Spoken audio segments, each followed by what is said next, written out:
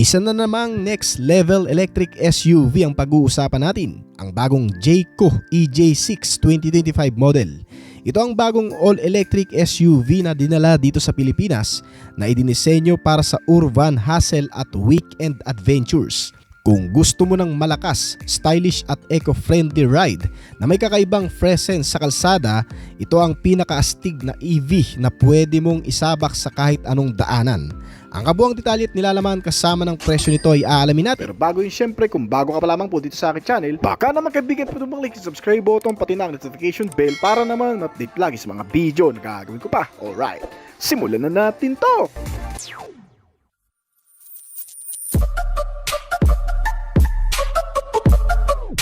Ang Jayco EJ6 ay isang fully electric SUV.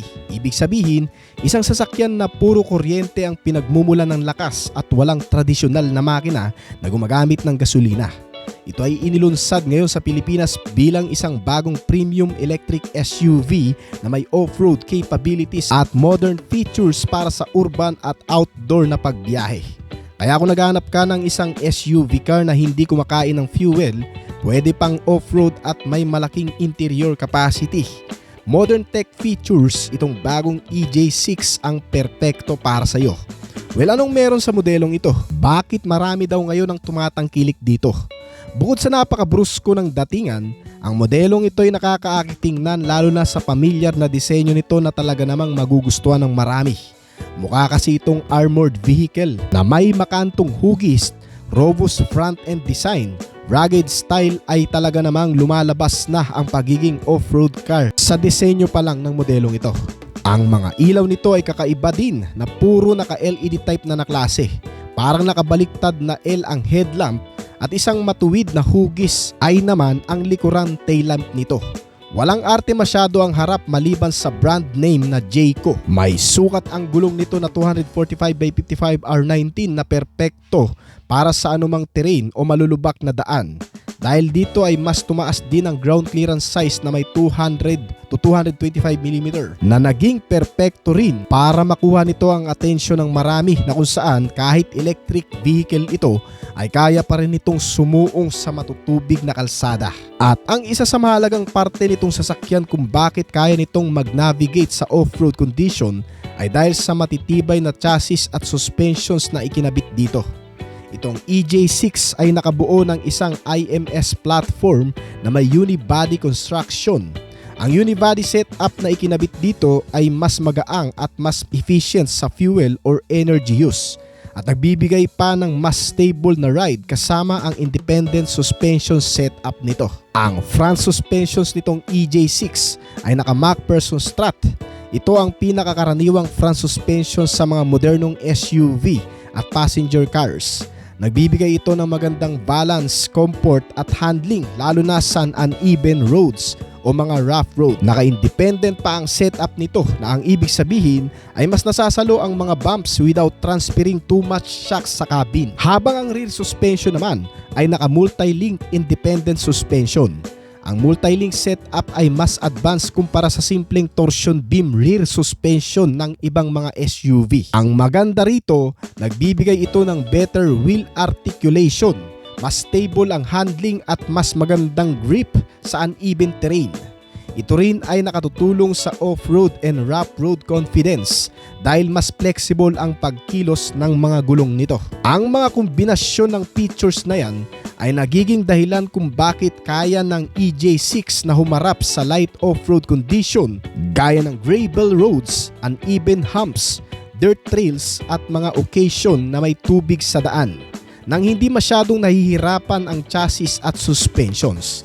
At syempre, ang front brake nito ay naka-ventilated disc na nagbibigay ng mas mabilis na pag-cool at mas consistent na performance lalo na sa mabigat o madalas na pagpipreno.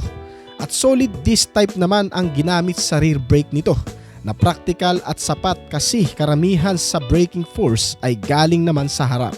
Kaya okay na ang solid disc brake na ikinabit sa likod nito. Well, pagdating naman sa interior, itong bagong EJ6 mga kaibigan ay mayroong mas malaking display screen na may sukat na 15.6-inch touchscreen infotainment system na kung saan sentro ng entertainment at ng ilang mga kontrol nitong sasakyan. Nilagyan din ito ng malaking digital instrument cluster na may sukat na 9.2 inch na nagbibigay ng modernong digital driver display para sa speed, range at driving info. At syempre, hindi rin mawawala sa modelong ito ang mga wireless connectivity features gaya ng Apple CarPlay at Android Auto, Bluetooth connectivity features, maraming USB port para sa madaling koneksyon ng device o pag-charge ng mga gadget. At mayroon din itong voice control features na kung saan boses ang kumukontrol sa ibang mga function nitong sasakyan na malaking tulong lalo na kung nagmamaneho ka. At bukod pa dyan, may kasama rin itong 8 hanggang sa 12 speaker na nagbibigay naman ng mas malakas at maliwanag na tunog sa loob nito. May automatic climate control para sa magandang temperatura sa loob na may kasama ring rear AC ventilator. May rear air quality control din na naglilinis ng hangin at nag-aalis ng masangsang o mababahong hangin sa loob nito. At syempre may kasama pa itong ventilated front seat, isang feature sa upuan ng driver na may air-cooled para hindi mainit sa balat na bagay dito sa Pilipinas lalo na kapag summer. Ang seating capacity nitong Jayco EJ6 ay nasa 5-seater na nakabalot ng premium upholstery at komportabling upuan para sa long drives. May central console armrest, mga cup holders at bottle holders. May wireless phone charger din ito na may 50 watts at nilagyan din ito ng panoramic glass roof. May malaking bintana sa taas para sa mas open feel at meron ding ambient lighting para mas stylish ang interior. Pagdating naman sa convenience at control, nilagyan itong bagong SUV ng multifunctional steering wheel na kung saan makokontrol mo ang ilang mga settings without taking hands off the wheel. Nakakeyless entry at push start button na rin ito na mas madali at modernong pagpasok at pag-start ng engine at mayroon ding power windows sa front and rear. Pagdating naman sa space at utility, naifo-fold ang rear seat para mapalaki ang cargo space pag kailangan. May power outlets at accessory socket sa loob para sa device o gamit. May kasama rin itong driver assistance and comfort features gaya na lang ng adaptive cruise control system at 360-degree camera view monitor. Pagdating naman sa safety features, itong Jayco EJ6 ay marami niyan. Meron itong anti-lock braking system o ABS. Meron din itong electronic brake force distribution o EBD at meron pang kasamang brake assist. Nilagyan rin ito ng vehicle stability control na tumutulong para hindi madulas o mawala ng control lalo na sa biglaang liko o mga basang kalsada. May hill start assist din ito para hindi bababa sa reverse kapag pataas o patarik ang mga kalsada.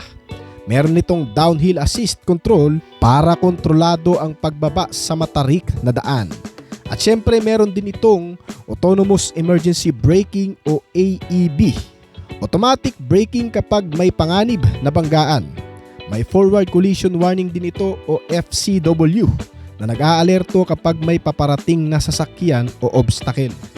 Meron itong lane keeping assist o lane keep warning. Tinutulungan ng features na ito na manatili ang sasakyan sa loob ng linya para hindi makasagi o makamangga ng ilang mga kasabayan lalo na yung mga nag-o-overtaking. May emergency lane keep assist din ito na tumutulong i-correct ang steering kapag lumalabas sa linya itong sasakyan. At ang maganda pa rito mga kaibigan ay nilagyan na rin ito ng rear cross traffic alert o RCTA. Nag-aalerto kung may sasakyan sa likuran habang ikaw ay umaatras.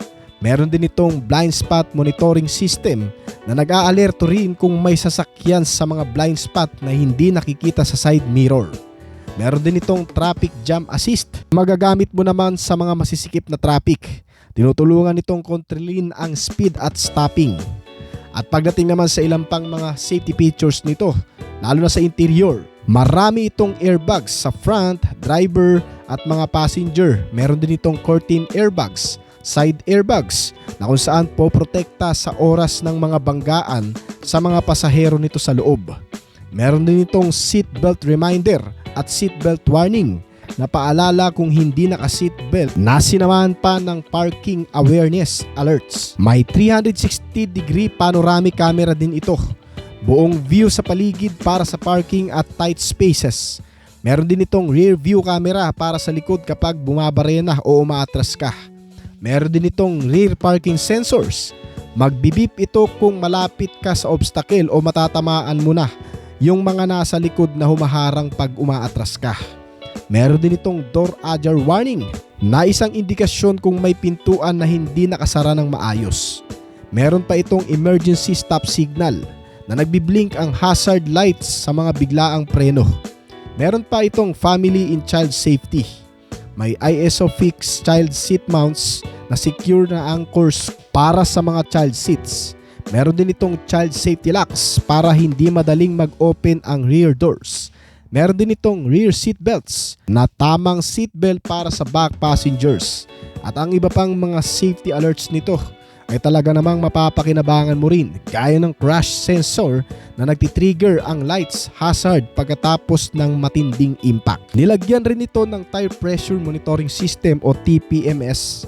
Nag-aalerto kung mababa ang pressure sa gulong. May kasama na rin itong front and side impact beams, reinforced frames sa mga impact zones. Well, talaga namang nakakabilib itong Jayco EG6 na talaga namang fully compact din sa napakarami, advanced at modernong mga safety features. At higit sa lahat, ang magandang features nito na pwedeng magamit sa kahit anumang klase ng daanan. Ang Jayco EJ6 ay hindi lang basta SUV. Ito ay may comprehensive safety package na moderno at malakihan na ADAS suite. May maraming airbags, stability system, parking aids at child safety technology. Kaya mas confident at secure ka sa city, highway o adventure trips. Ang Jayco EJ6 ay hindi gawa sa Pilipinas o ibang bansa, kundi galing sa China.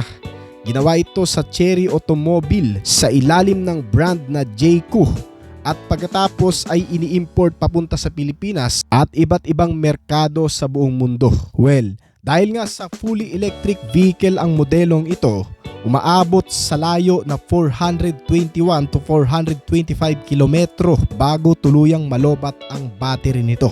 Well, gaano naman ito katagal i-charge? Tumatagal daw ng mahigit sa 30 minuto bago mag full charge o kulang-kulang 1 oras bago ma full charge. Yan ay napakabilis na sa pagiging fully electric vehicle na klase nito kasi ang iba inaabot pa ng 2 to 3 hours. Well, pagdating naman sa top speed mga kaibigan, itong EJ6 ng Jayco mga kaibigan ay umaabot sa bilis na 150 km per hour. Mabilis na yan kung tutusin at malayo-layo na rin ang mararating. Sa Pilipinas, available na ito sa 2 klase ng variant na nagkakahalaga sa estimated price mula 1,649,000 pesos hanggang 1,799,000 pesos sa kasalukuyan ngayon. Kung nagustuhan mong topic natin ngayon, baka pwedeng paklik ng like button at pa-comment na rin ang iyong opinion sa ibaba pagkatapos ng video na ito. Bago po tayo magtapos ay nais ko po muna magpasalamat sa mga patuloy na sumusuporta at tumatangkilik at nag-aabang palagi sa mga video na ina-upload natin dito sa ating channel. Maraming salamat po at shoutout po sa inyo guys. Ngayon kung bago pa lang po dito sa aking channel, baka naman kaibigan po dumalik yung subscribe button pati na notification bell para naman ma-update vlog sa mga video na gagawin ko pa. At syempre hintayin ko rin ang opinion at comment mo sa ibaba. Kung may mga katanungan ka tungkol sa video na ito, huwag kang mahiyang mag-comment kaibigan upang sa ganun ay masagutan ko rin ang mga nais upang malaman at makakuha rin ako ng idea mula sa iyo na magagamit ko sa aking mga susunod pang video na gagawin. This is Oblis Collection. Thank you!